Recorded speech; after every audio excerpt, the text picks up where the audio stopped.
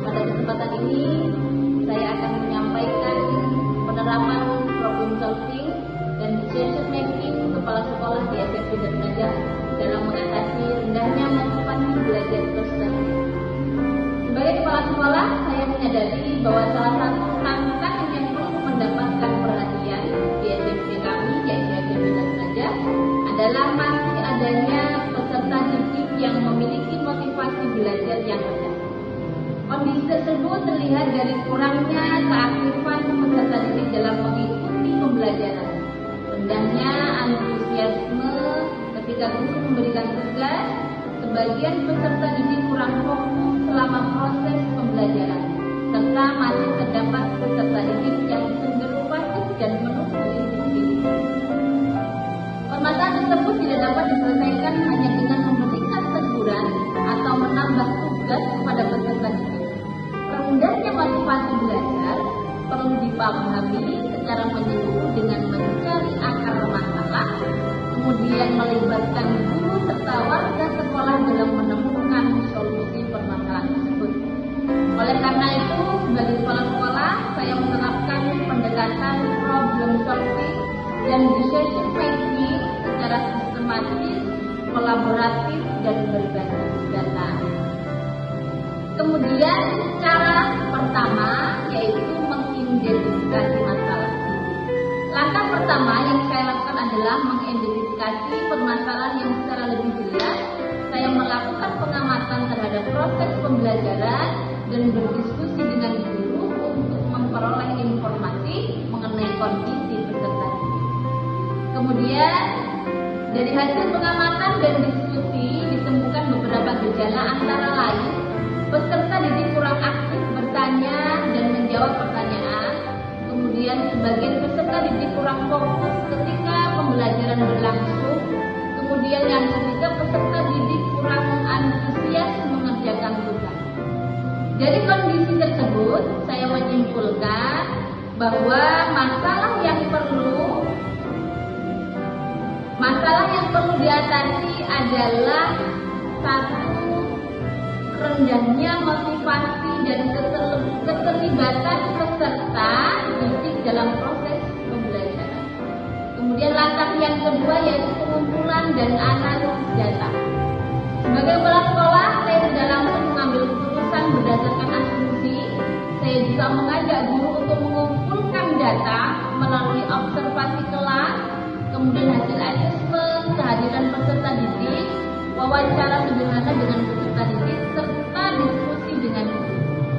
Dari proses tersebut terlihat bahwa rendahnya motivasi belajar tidak disebabkan oleh satu faktor saja.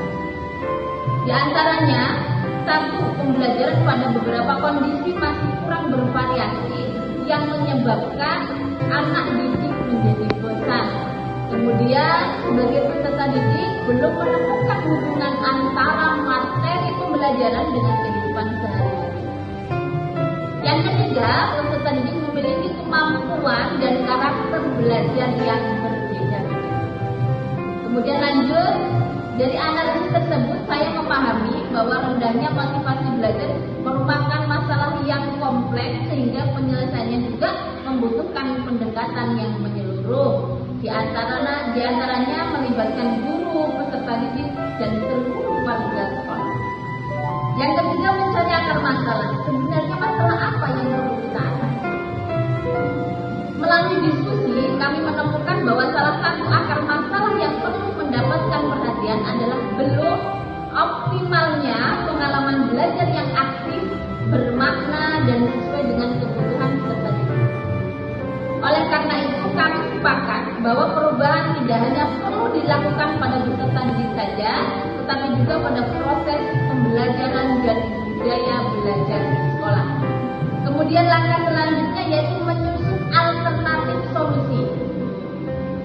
Setelah akar masalah ditemukan, kemudian saya berdiskusi dengan guru. Solusinya diantaranya yaitu alternatif pertama yang harus kita lakukan, yaitu meningkatkan variasi metode pembelajaran melalui diskusi, permainan edukatif, praktek, proyek, pembelajaran berbasis masalah, dan aktivitas kolaboratif. Alternatif kedua, kemungkinan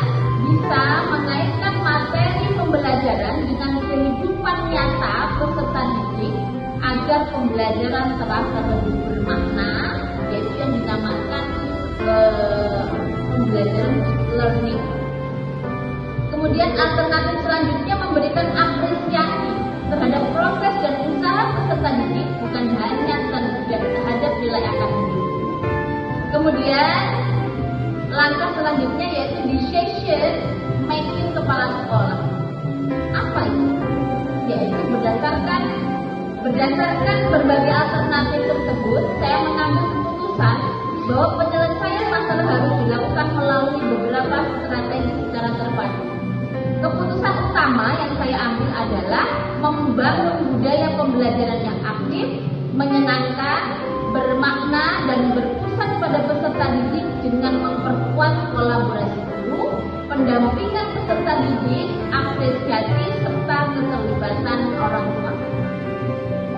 Keputusan tersebut tidak hanya diarahkan kepada peserta didik, tetapi juga mendorong guru untuk melakukan refleksi dari perbaikan praktek pembelajaran sebelumnya. Saya juga menghindari keputusan yang bersifat menghukum, seperti memberikan tugas tambahan secara berlebihan kepada peserta didik yang kurang termotivasi. Saudara-saudara yang saya hormati, kemudian apa strategi yang kami lakukan di sekolah kami? Yang pertama, penguatan pembelajaran aktif dan bermakna. Guru, jadi saya itu punya ide agar guru ini terus didorong untuk menggunakan metode pembelajaran yang lebih bervariasi, tidak hanya bermonoton dengan metode satu. Jadi guru itu harus bisa merefleksi metode pembelajaran pertama, kemudian pembelajaran yang kedua itu harus diganti seperti apa. Agar apa? Guru melakukan praktek, kemudian memecahkan masalah, membuat proyek, melakukan presentasi, dan menghubungkan materi dengan kehidupan sehari-hari agar tercapai tujuan pembelajaran yang sempurna. Kemudian pemberian apresiasi ini perlu agar siswa itu merasa bahwa kemampuannya itu berhak untuk diapresiasi. Kemudian sekolah mengembangkan budaya apresiasi, Langkah selanjutnya yaitu pemberian apresiasi terhadap murid. Sekolah mengembangkan budaya apresiasi terhadap usaha dan perkembangan peserta didik.